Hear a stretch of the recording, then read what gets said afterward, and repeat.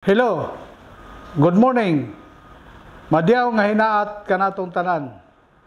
Kini si Kapitan Bert Enriquez sa YouTube channel Barangay Lupon in Action. Ang topic nga atong hisgutan karon mao ang how to enforce the amicable settlement nga gipirmahan sa mga partido dinha sa Lupon sa barangay.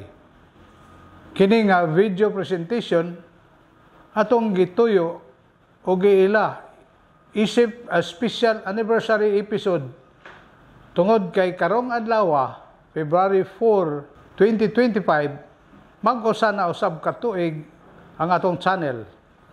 Atol usab kini sa pagsaulog sa birthday celebration ning inyong ubos nga higala.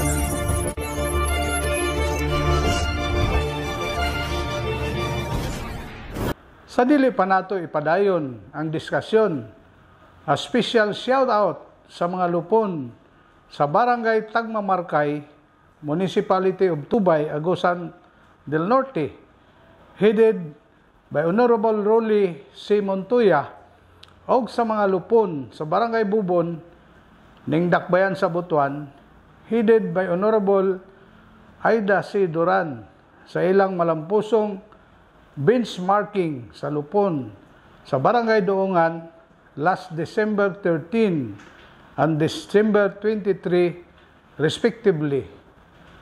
Ang kasagaran nga naitabo nga pagkahuman sa mediation proceedings nga gipahigayon sa punong barangay o sa conciliation proceedings nga gidumala sa mga pangkat members, adunay nakabot o gipirmahan nga settlement agreement.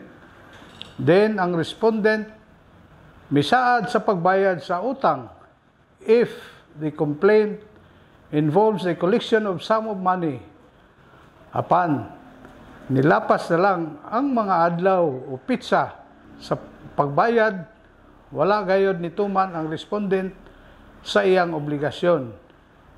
Ang balaod sa katarungang pambarangay hingpit o kompleto, apan ang problema anaa sa kakulang sa mga impormasyon, kasayuran o kahanas sa mga Lupon practitioners nga mag-implementar sa programa.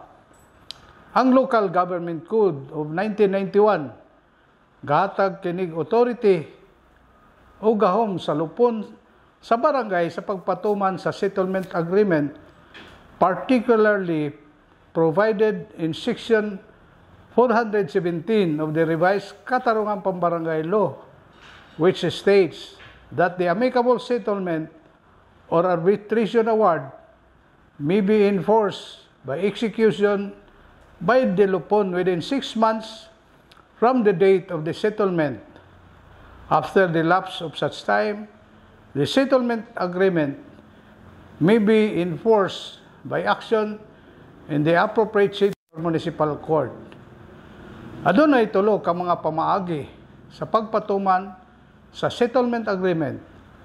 Ang una, mao ang voluntaryong pagpatuman sa mga partido nga gapirma sa settlement agreement. Ang ikaduha, mao ang pagpatuman pinaagi sa authority or gahom sa punong barangay nga gihatag kaniya sa balaod. Ang ikatulo, mao ang pagpatuman pinaagi sa order of execution gikan sa korte. Question: unsa man ang proseso nga buhaton sa complainant say gayon nga magmagahi ang respondent pagtuman sa iyang obligasyon pagbayad sa iyang utang? Ang complainant mag-file og motion for execution sa barangay gamit ang DILG KIFI Form number 23. Dinhi ipatawag pag-usab ang mga partido sulod sa 5 ka adlaw, din hugot nga dasigon sa punong barangay ang respondent sa pagtuman sa iyang gisaad nga pagbayad agi og settlement agreement. Apan kung magdumili gayud gihapon ang respondent bisan pa sa grace period o palugit nga 5 ka adlaw, mopagawas na ang punong barangay sa notice of execution gamit ang DILG KP Form number 24. Gapasabot kini nga ang punong barangay na ang mopatuman sa settlement agreement pinaagi sa pagkuha sa mga butang nga gipanagyahan sa respondent nga pwedeng isubasta ug ang halin mao'y kuhaan nga ibayad ngadto sa complainant ug ang sobra ibalik ngadto sa respondent. Kung ang punong barangay mapakyas pagpatuman tungod sa igong mga rason o hinungdan, ang complainant pwede na moadto sa korte aron paghangyo sa order for execution. Then ang korte na magpatuman sa settlement agreement.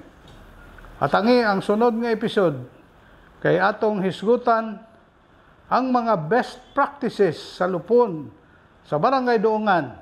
Then nahimo kining consistent national awardee sa search for the best implementer of the Lupon Tagapamayapa Incentives Award con LTIA for 2 consecutive years, 2021 and 2022, representing the highly urbanized categories in the Philippines.